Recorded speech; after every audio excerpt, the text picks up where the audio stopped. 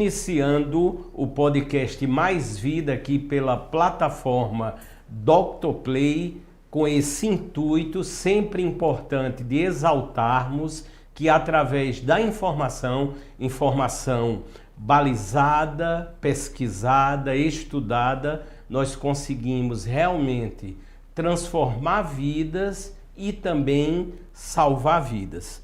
Hoje temos mais uma estreia. Vamos conversar sobre um assunto altamente necessário e importante e de total utilidade pública, porque eu tenho a meu lado a nutricionista materno-infantil Tayane Sátrio. Tayane, seja muito bem-vinda. A senhora está no podcast Mais Vida. Muito obrigada, eu quem agradeço o convite. Para eu me apresentar, inicialmente, eu sou Tayane Sátrio, sou graduada em nutrição, sou especialista em nutrição materno-infantil e pediátrica, também me especializei em fertilidade, tenho feito ao longo desses anos vários cursos e formações em nutrição e fertilidade. Sou também pós-graduada em nutrição e saúde da família, também em nutrição na saúde esportiva, nutrição esportiva. Também tenho mestrado na verdade estou fazendo mestrado, sou mestranda em reprodução humana assistida, mas também já sou mestra em empreendedorismo, na verdade em ciências empresariais com foco em empreendedorismo nutricional. E dentre vários outros cursos e formações na área materno-infantil.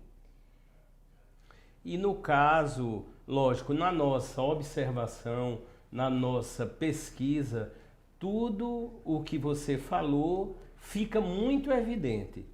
A senhora tem muitos seguidores e causa uma interação bastante necessária e interessante com todos que lhe buscam, que acessam, não é isso, doutora? Exatamente, eu tenho realmente procurado, ao longo desses anos de muito estudo, eu tenho procurado cada vez mais me especializar nessa área. E o que a gente tem visto é que a nutrição materno-infantil, na verdade, ela é capaz sim de salvar vidas, né? Que é o nosso intuito aqui desse podcast, é o intuito da saúde como um todo. Porque no decorrer aqui da nossa entrevista eu vou conseguir explicar melhor como é que, por exemplo, os 1.100 dias, que é algo que não é muito conhecido, né, pelo público em geral, mas é assim já bem conhecido na área médica, na área materno-infantil, qual a importância desses 1.100 dias na saúde e na vida do ser humano. Então, a nutrição materno-infantil tem toda uma importância quando a gente pensa nesses primeiros 1.100 dias. Tayane, outro detalhe que eu achei muito interessante, que as pesquisas, elas se aprofundam. Hoje já temos dados, vamos dizer, muito consistentes em relação a toda a ligação entre a nutrição e a fertilidade, não é verdade? Exatamente. Então a gente precisa falar o que é fertilidade, né? Fertilidade é justamente a capacidade que o nosso organismo, que o organismo da mulher e o organismo do homem, tem de produzir gametas que sejam realmente morfologicamente funcionais e capazes de gerar uma nova vida. E quando eu falo em gametas, eu tenho que explicar o que são gametas. Os gametas são justamente os óvulos, no caso das mulheres, e os espermatozoides, no caso dos homens. Então, esses gametas, eles precisam efetivamente estarem morfologicamente funcionais. Eles precisam ter qualidade para que haja ali uma concepção e haja a gestação, que essa gestação siga saudável e gere ali um embrião, um feto, um bebê saudável. Tayane, tanto que aqui na nossa primeira tela temos o seguinte tema: como a nutrição pode contribuir com a fertilidade. Nós sabemos que isso é fato. Agora, a internet, que obviamente é astronômica, ela fala, ela cita, por exemplo, várias frutas que vêm a contribuir com a fertilidade. É lógico que esse estudo tem se aprofundado, mas como é que a senhora vê isso? Normalmente, aparentemente, parece que só as frutas caras é que causam fertilidade, ou isso é um mito, doutora? Não é isso. Primeiro, a gente não pode atribuir a um único grupo alimentar, né, no caso aí dos vegetais, no caso das frutas, digamos assim, o salvador da pátria da fertilidade. Primeiro, que não há um alimento específico ou um medicamento ou algo específico a se fazer que aquilo por si só vá ali melhorar a fertilidade e vai fazer com que um casal consiga conceber. Não é assim. Na verdade, são vários fatores, é um conjunto que vai fazer com que a fertilidade ela seja preservada ou ela seja resgatada. A fruta é bom? Obviamente. Mas se um casal viver só comendo fruta, será que ele vai ter fertilidade? Não. Por quê? Para a gente ter equilíbrio alimentar, para a gente ter uma alimentação saudável, a gente precisa de todos os grupos alimentares. Quais são os grupos alimentares? A gente precisa de carboidrato, a gente precisa sim de frutas, legumes, a gente precisa das verduras, a gente precisa também das proteínas. E a gente também precisa das gorduras boas, gorduras de boa qualidade, né? Aquelas gorduras que vêm, por exemplo, do azeite, que vêm ali dos peixes, que são mais gordos, digamos assim, das castanhas, do abacate, por exemplo, que é uma fruta que tem uma gordura muito boa. Então, não é um alimento específico, nem um grupo alimentar específico que vai ali manter a sua fertilidade, mas sim um conjunto, uma alimentação equilibrada. Aí, no caso, estaria essa situação ligada, creio, com a produção de hormônios, de óvulos, e aí até ligado com toda a parte, vamos dizer, geral do corpo, não é isso, doutora? Exatamente. Até porque, para a gente ter uma boa fertilidade, para a gente realmente manter a fertilidade, a gente precisa estar nutrido, bem nutrido. Na verdade, não há reprodução se num organismo, né, num ambiente hostil, num ambiente que realmente esteja desnutrido. Porque não é porque você tem comida no prato, não é porque você se alimenta de 3 em 3 horas, enfim, não é porque você não passa fome que você necessariamente está bem nutrido. Existem obesos que são desnutridos. Porque a nutrição é justamente você ter todos os nutrientes essenciais para manter a sua saúde. Muitas pessoas, por exemplo, se alimentam, têm o que comer, comem bem o quê? Muita gordura, comem muito carboidrato, em detrimento, por exemplo, dos vegetais, né? Em detrimento, por exemplo, das proteínas que são funcionais para o nosso corpo. Então, uma pessoa obesa, por exemplo, pode ser uma pessoa desnutrida. E, assim, consequentemente, uma pessoa que não come todos os grupos alimentares, uma pessoa que tem maus hábitos de vida, uma pessoa que usa drogas, por exemplo, ou então fuma, ou bebe constantemente, ou é sedentário, não pratica exercício físico, não dorme bem, isso é muito importante para a fertilidade. É aquela pessoa com alto nível de estresse, aquela pessoa que realmente não tem uma vida edificante.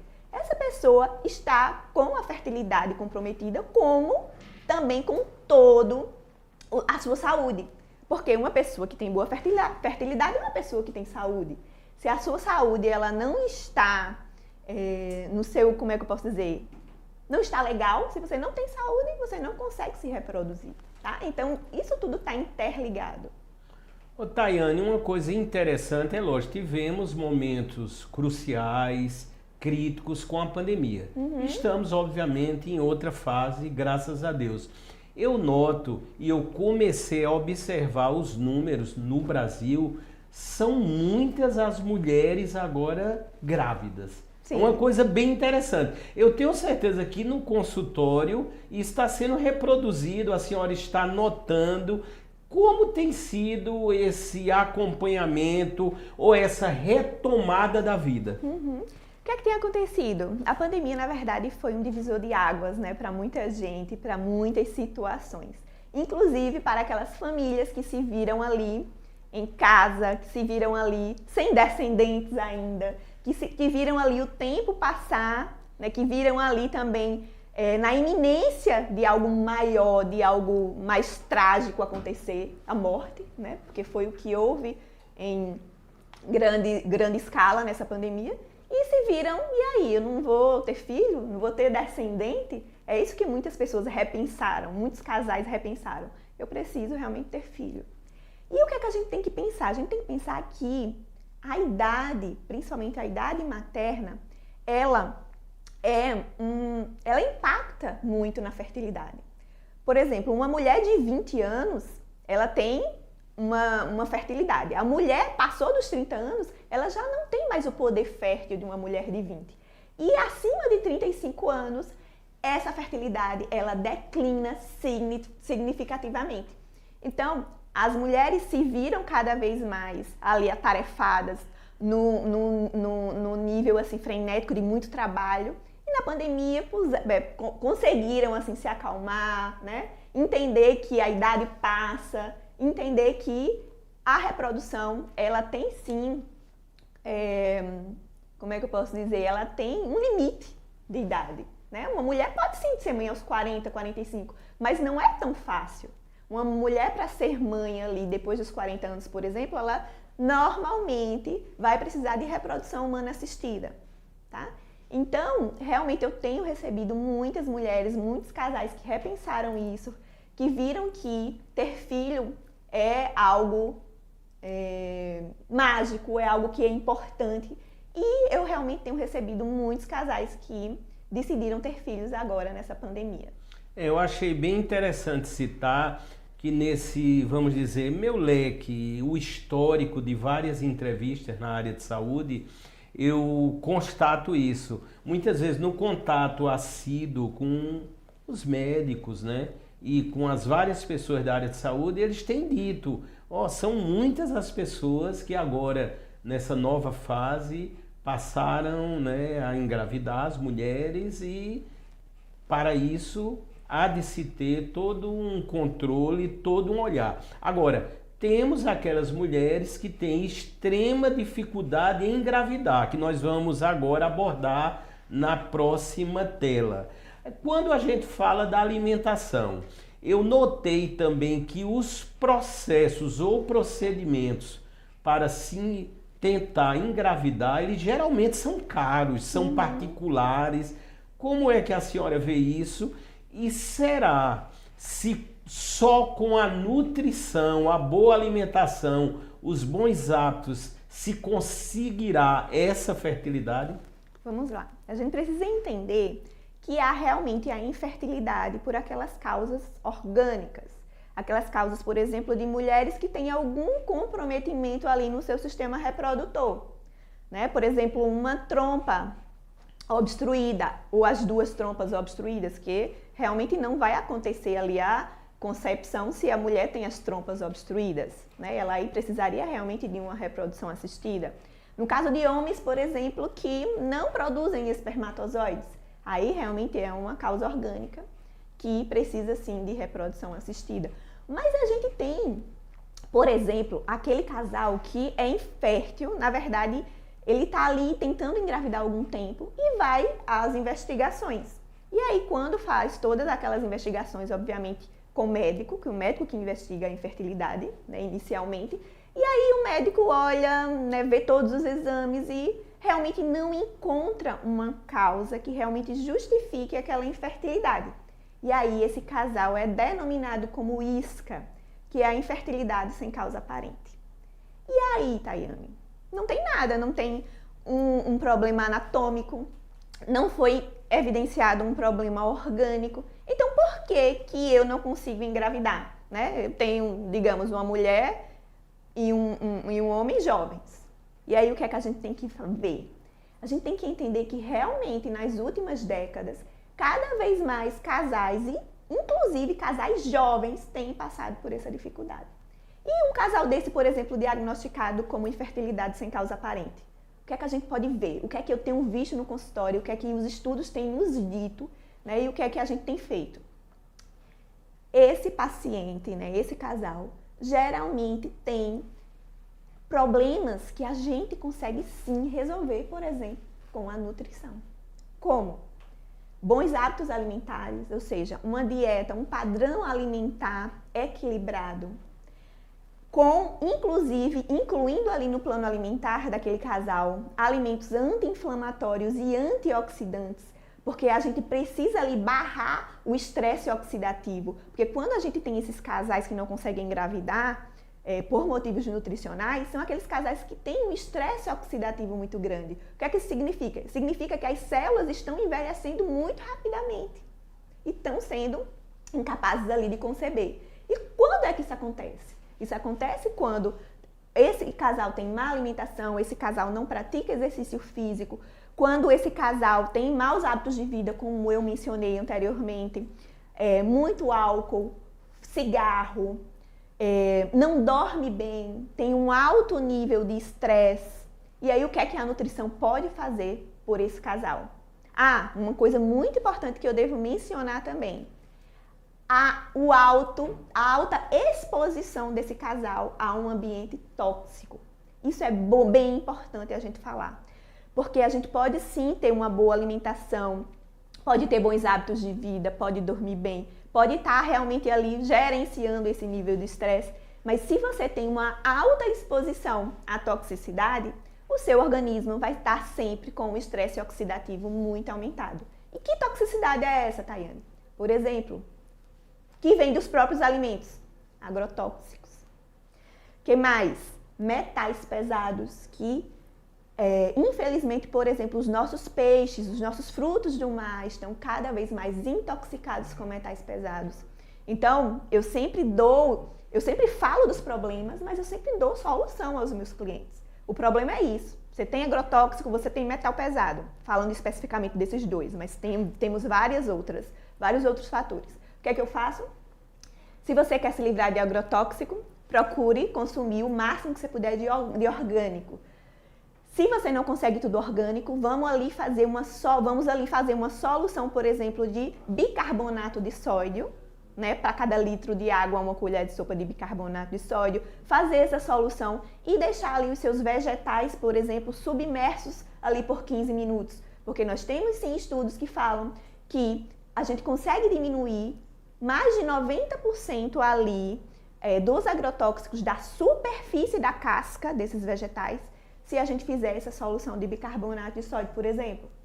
Tá, e metal pesado, Tayane? Metal pesado, a primeira coisa, não consumir peixes grandes.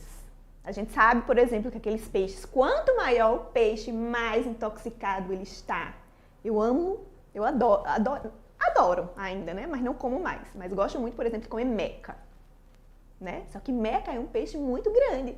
E é um peixe altamente intoxicado com metal pesado. Então, eu procuro realmente escolher os menores, né?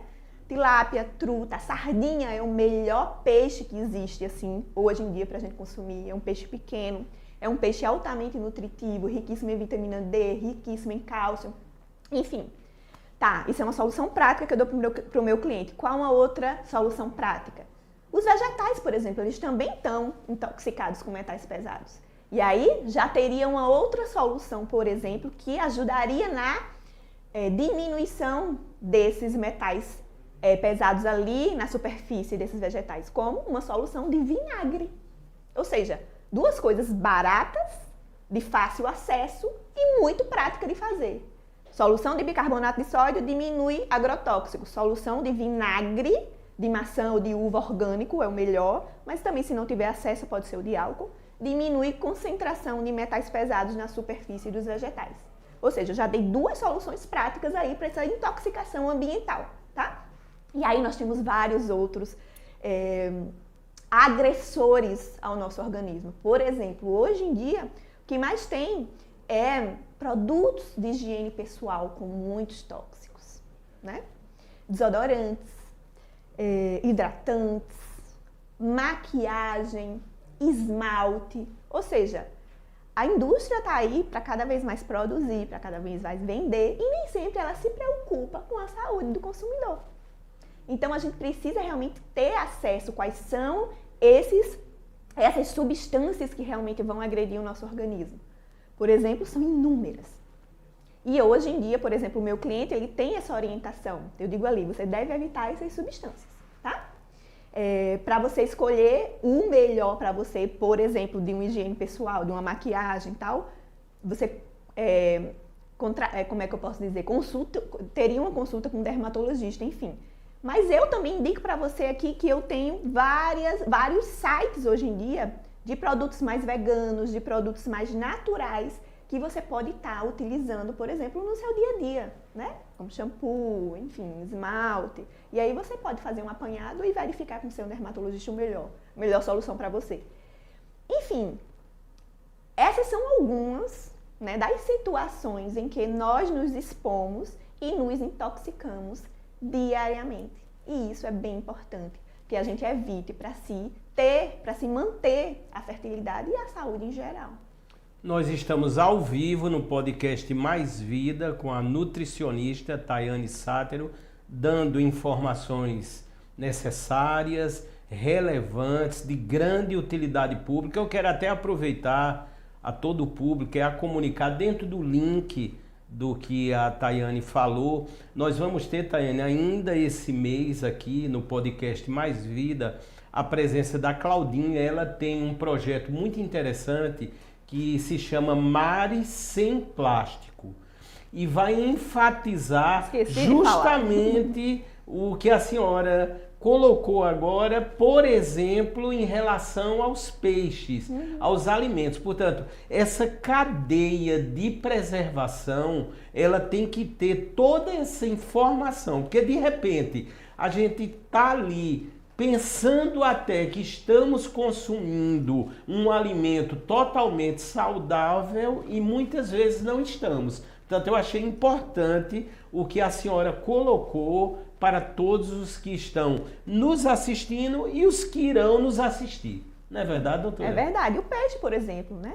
O peixe é muito saudável. Nutricionalmente ali, né? Se a gente for avaliar ali todos os nutrientes, o peixe é realmente muito saudável. Mas, infelizmente, os nossos mares estão cada vez mais poluídos. E os metais pesados ali, como é que eu posso dizer? Quando a gente ingere, eles, na hora de a gente ir ali, como é que eu posso dizer?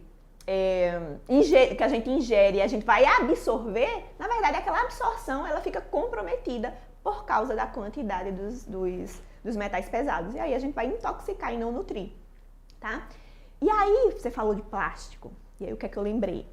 Plástico, sim, é também muito importante que a gente tenha cuidado com eles.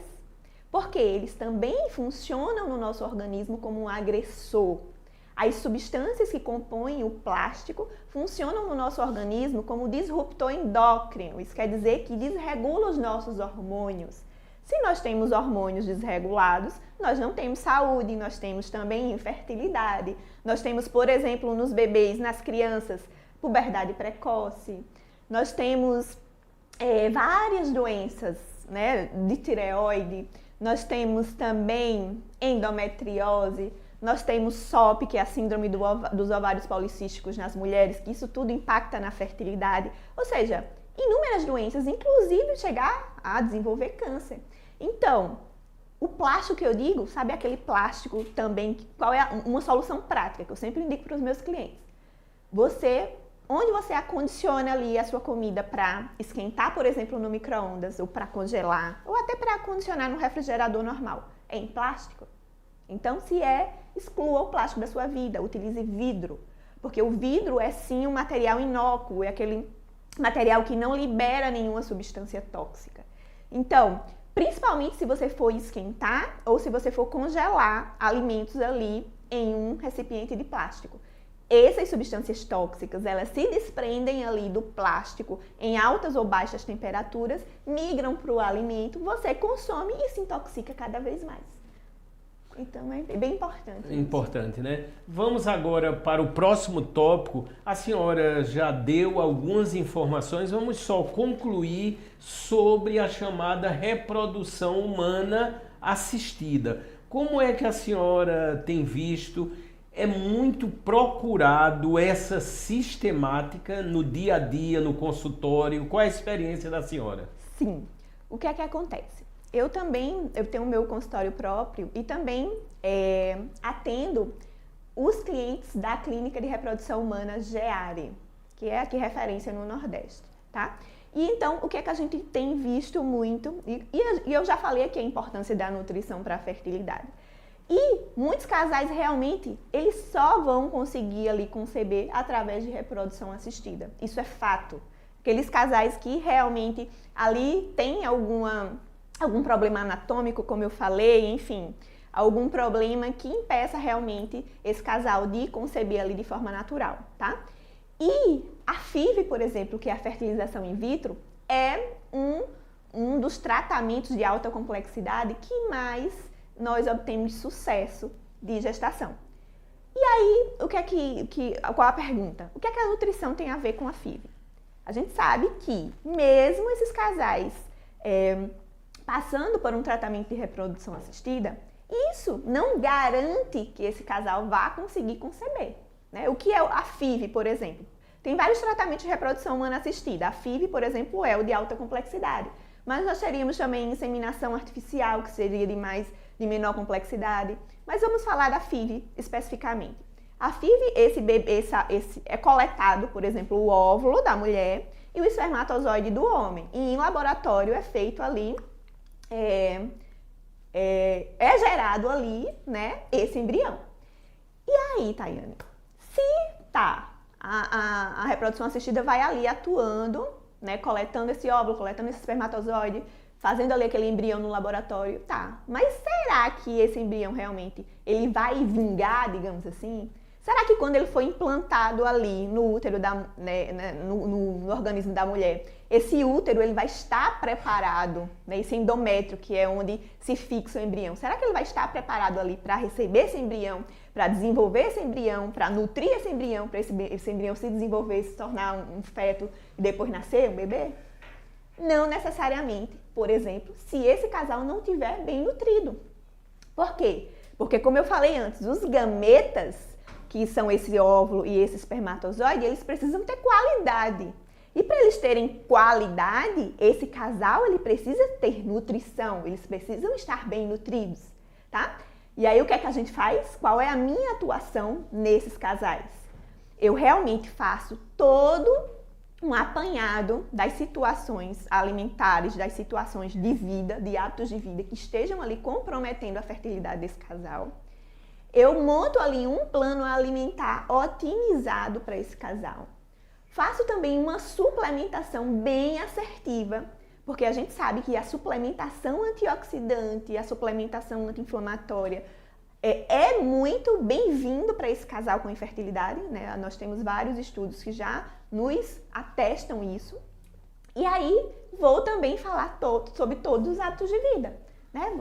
Você faz exercício físico, você bebe água, você dorme bem, você gerencia o seu estresse, né? Como é que está a sua toxicidade ambiental? Você está tentando minimizar a sua exposição a essa toxicidade? Né? Como é que os agrotóxicos, os metais pesados dos alimentos, tudo que eu acabei de falar aqui.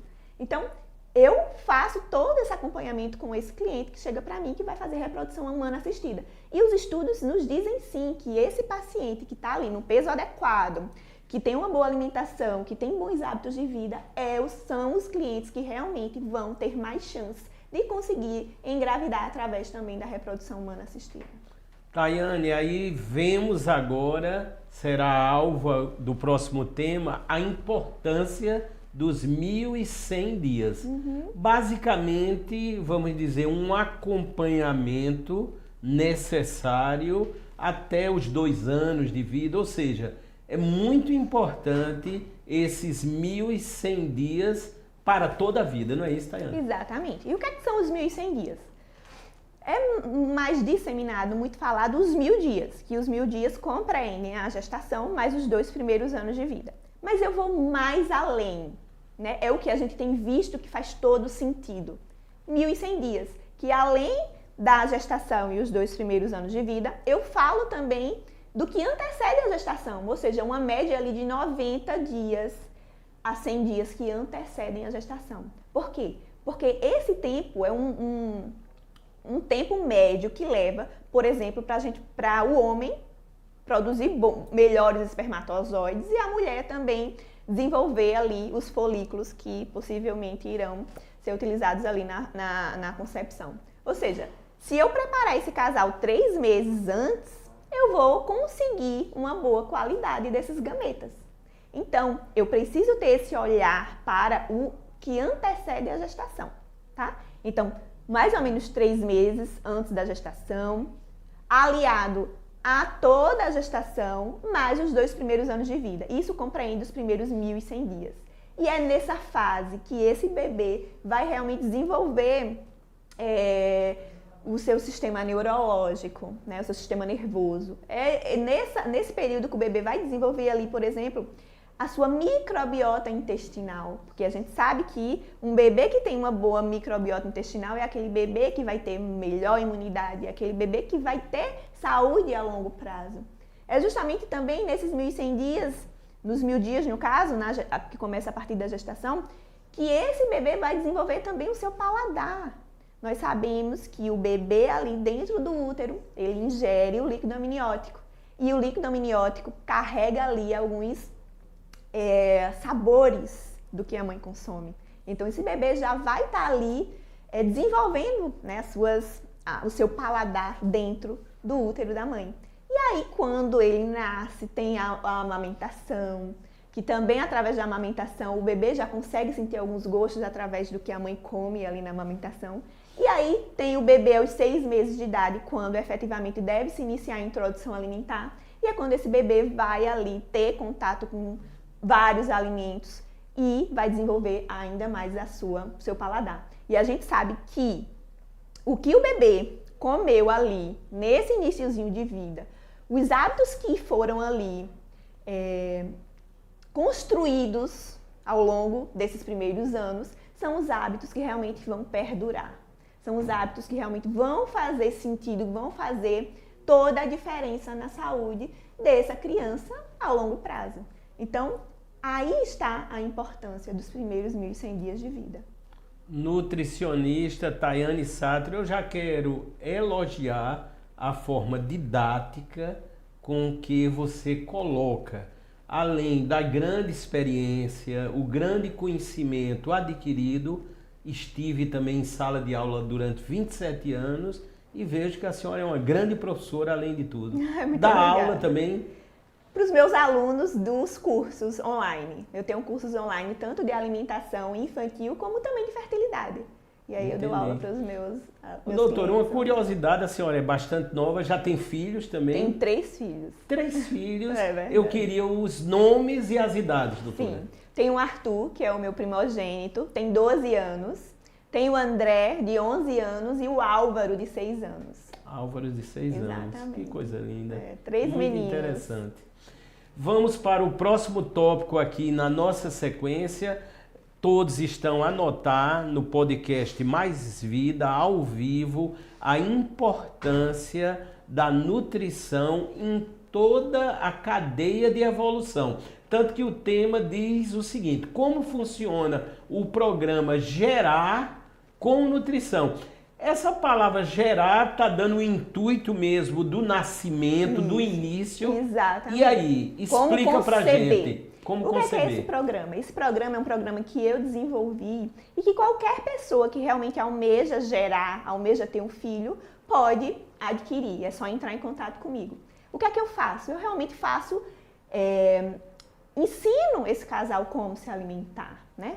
Programo ali o plano alimentar. Programo ali, como eu falei aqui, como é que esse casal vai fazer para, por exemplo, melhorar os seus hábitos de vida? Como ele vai fazer para minimizar a sua exposição às substâncias tóxicas, né? O que é que esse casal, qual a suplementação que seria importante para esse casal? Então, esse programa Gerar com Nutrição é realmente um acompanhamento integral daquele casal que almeja engravidar. Seja de forma natural, ou seja, através de reprodução humana assistida. Porque, como eu falei, mesmo fazendo reprodução humana assistida, não como é que eu posso dizer? Não é realmente garantia de sucesso se esse casal não tiver nutrição, se esse casal não estiver bem nutrido. Então, é assim que funciona o programa Gerar com Nutrição. Se algum casal tiver interesse, é só entrar em contato. Aí, Tayane, vamos ser ainda mais amplo. Nós vivemos, lógico, momentos difíceis, a maioria da população é carente, aí eu sempre tenho o olhar também que devemos ter para o SUS. Aí eu pergunto, uma mãe que procura o SUS, que sabemos da importância desse acompanhamento, desses 1.100 dias, será que há alguma assistência adequada? Como é que realmente a senhora vê isso? Deveria ter, né? Deveria ter. Eu acredito que no âmbito público, do sistema público, no âmbito do SUS, nós deveríamos sim ter políticas públicas que acolhessem, né, que acolham, na verdade, esses casais, para que esses casais consigam, de alguma forma, melhorar ali a sua saúde e a sua alimentação para conseguir conceber. É algo que eu gostaria que acontecesse. Doutora, ainda dentro desse conceito, o gerar com nutrição, normalmente isso está dentro dos 1.100 dias ou os parâmetros aí de tempo são diferentes? Veja bem, estão dentro sim dos 1.100 dias. Lembra que eu falei que antes de a mulher gestar, efetivamente, antes da gestação, tem ali a preparação desse casal, porque esse casal precisa ter bons gametas para poder conseguir conceber, ou seja, precisa ter bons óvulos, precisa ter bons espermatozoides. Então, esse programa visa justamente preparar esse casal nesses 3 meses que antecedem. Visa justamente melhorar a qualidade desses gametas, porque a qualidade vai impactar diretamente ali na saúde desse embrião e na saúde desse bebê que vai ser gerado. Outro detalhe interessante, vai ser alvo agora do próximo tema, a vida é feita de mudanças, de transformações. Na área da saúde, sabemos que com o advento da pandemia, muitas ações se apressaram, vamos dizer assim. Em relação à alimentação do bebê, muitos fatores devem ter sido modificados, aperfeiçoados. Eu achei esse tema vital da senhora falar agora. Pois é. Não só na pandemia, na verdade, ao longo desses últimos anos, por exemplo, como eu falei, eu tenho 3 filhos. Meu mais novo está com 6 anos, ou seja, nesses últimos 6 anos, a visão da alimentação do bebê tem sido muito diferente. Por exemplo, há 12 anos, quando eu tive o meu primeiro filho. Para eu dar um exemplo, o meu primeiro filho, né, na introdução alimentar dele, como é que éramos orientados, como é que nós pais éramos orientados a preparar, por exemplo, a alimentação do bebê. Era orientado que nós, né, a gente liquidificar toda a alimentação, tudo junto, por exemplo, todos os grupos alimentares, feijão, arroz, vegetal, carne, a gente colocava ali no liquidificador, liquidificava tudo e dava uma sopa para o bebê. Por exemplo, era orientado também iniciar aos 4 meses, tá? E eu fiz isso com meu filho mais velho. E já dizendo o prognóstico, ele é o filho que agora que está ficando adolescente, está tendo a consciência que ele precisa melhorar a alimentação. Até porque eu sempre ensinei e dei essa educação alimentar em casa. Então agora ele está mais aberto a se alimentar melhor, tá? O pequeno, por exemplo, o mais novo, o que aconteceu? Eu já estudava nutrição materno-infantil, já tinha acesso a vários estudos recentes nessa área e a gente viu que não é assim. Que a gente, por exemplo, não pode alimentar um bebê aos 4 meses.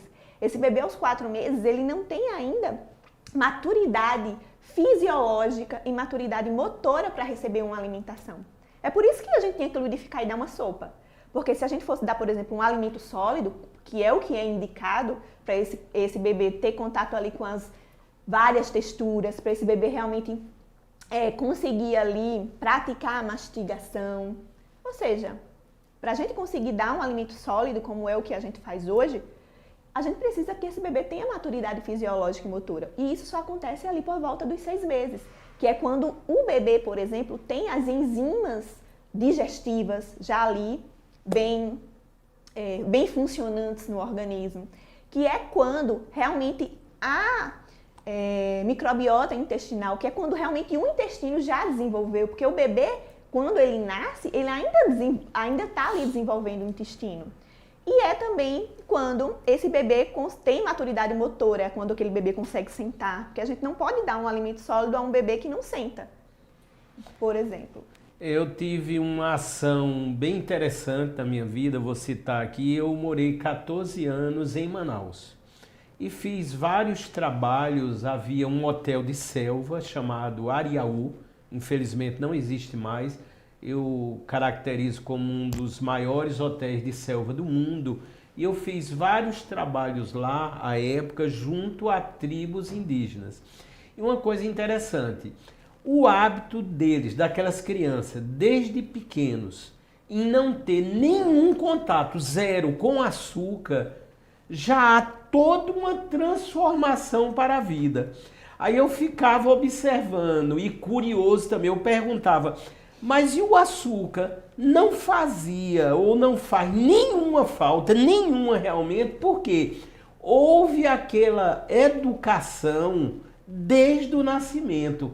Por isso a gente vê a importância desses fatores, não é, doutora? Exatamente. Um ponto que foi muito bem essa sua observação aí do açúcar, nós não orientamos açúcar para um bebê antes dos 2 anos de idade. Porque, como eu falei, ele está ali desenvolvendo a microbiota intestinal, ele está ali desenvolvendo o seu paladar e o açúcar iria ali contribuir negativamente para esses bons hábitos saudáveis e para essa saúde desse bebê a longo prazo. Então, açúcar realmente só após os 2 anos e, como eu sempre falo, com maturidade, com equilíbrio, tá? Não é porque já pode que a gente vai dar ali todos os dias, né? De qualquer forma. Equilíbrio sempre. Essa é a chave da saúde, essa é a chave da nutrição, equilíbrio. Vocês estão aqui ao vivo no podcast Mais Vida pela plataforma Dr. Play, com esse intuito, com essa verdade, com essa pesquisa transformadora, informações necessárias, relevantes. Iremos hoje sempre salvarmos muitas e muitas vidas. Doutora, o fator próximo, creio que um dos mais preocupantes. Nós já temos as estatísticas que o Brasil, com a pandemia, foi um dos países que mais houve o ganho de peso no mundo. Portanto, a obesidade aí é um dos fatores, creio, que nesse contexto dos mais preocupantes e um problema de saúde pública. É isso que vamos tratar. E aí, doutor? Exatamente. E aí, o que é que faz a diferença aí na longevidade das nossas crianças hoje? O que é que vai fazer diferença na saúde das próximas gerações?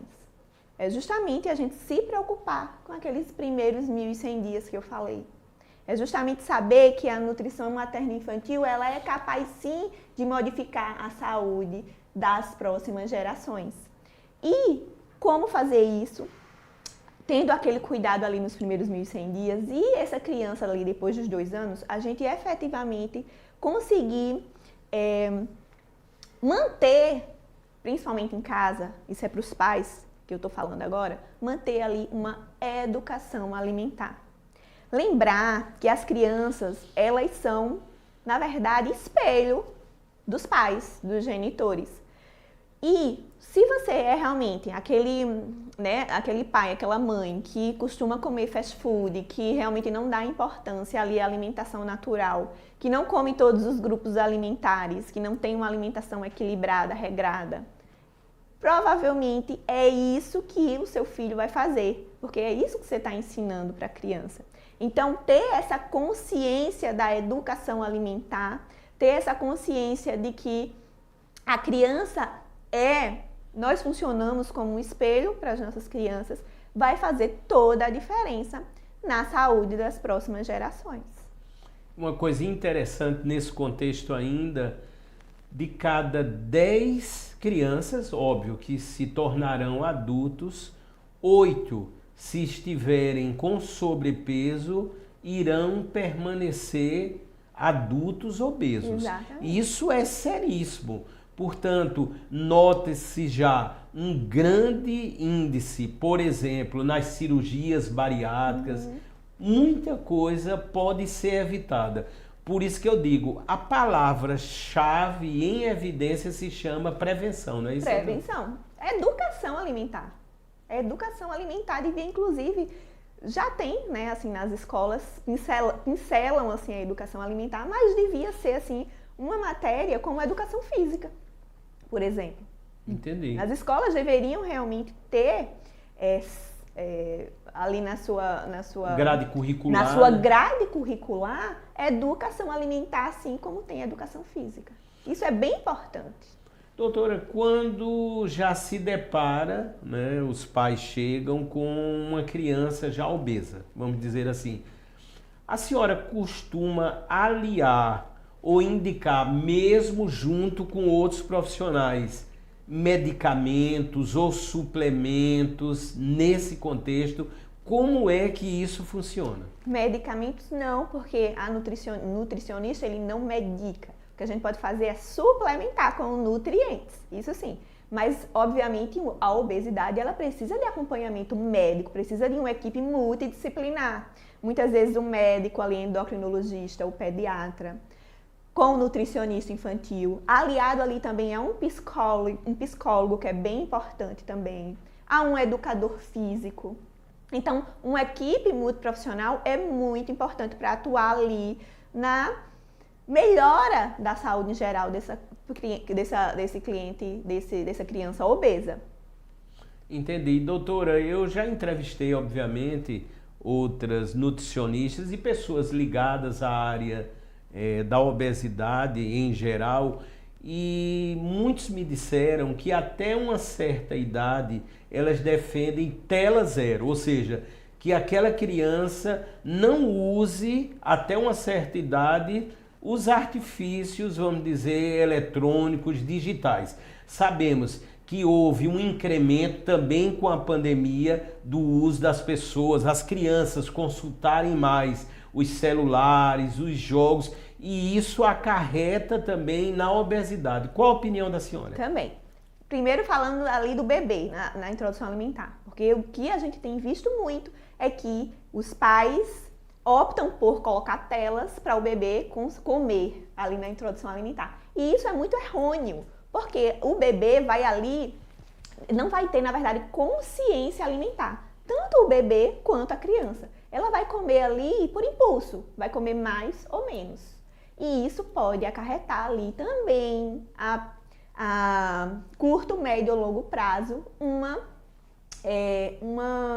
aquela criança que come por compulsão, uma compulsão alimentar. É aquela criança que está ali assistindo, por exemplo, a tela e esquece o que está fazendo, vai comendo ali no automático, come mais do que a necessidade, por exemplo, e fica com aquele estômago sempre muito cheio.